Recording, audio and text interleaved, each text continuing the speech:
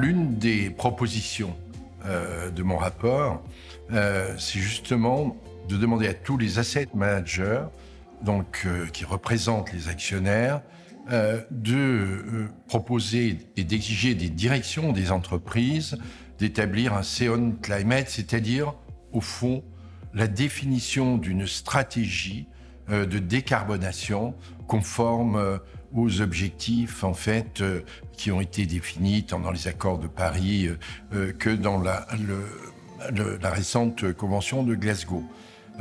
Donc je suis beaucoup moins pessimiste que vous.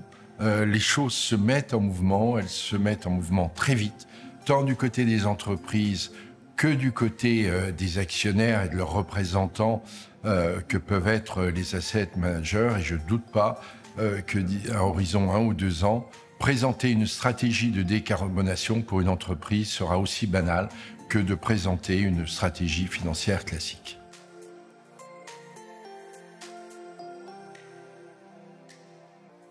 Tout d'abord, il faut apprécier le mouvement qui s'est produit ces 5 ou 6 dernières années.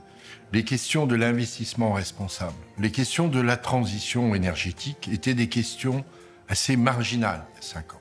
Aujourd'hui, l'ensemble du secteur financier, pas simplement les investisseurs, mais aussi les banques, mais aussi les asset owners, les compagnies d'assurance, sont engagés dans ce mouvement.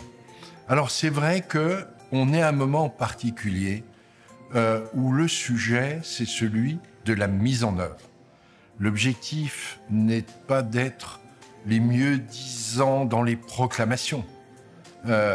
L'objectif, maintenant, c'est de mettre en œuvre cette nouvelle économie politique associée à cette révolution industrielle que constitue la transition énergétique.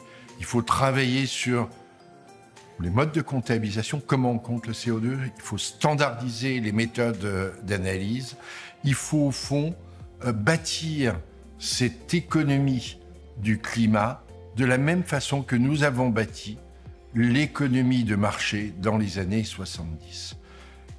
Il y a de la confusion, il y a des interrogations, mais pour autant, je suis vraiment optimiste et je pense que la place de Paris peut être un fer de lance dans cette exemplarité, dans la qualité de la mise en œuvre de cette nouvelle économie politique.